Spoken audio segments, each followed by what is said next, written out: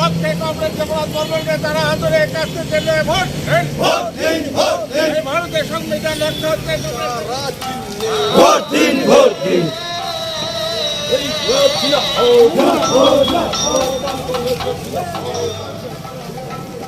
পথসভায় যোগদান করেছে লক্ষ্যে কংগ্রেস জগন্নাথ বর্মনকে তারা হাতুড়ে কাছে চলে ভোট দিন, ভোট দিন, ভোট দিন। এই ভারতের সংবিধান রক্ষা হচ্ছে ঢুকে দাও কত মেয়ে, ভেঙে দাও শাসকের ব্যারিকেড। আমাদের দেবরাজ বর্মনের সমর্থনে পথসভায় দলে দলে যোগ দিন।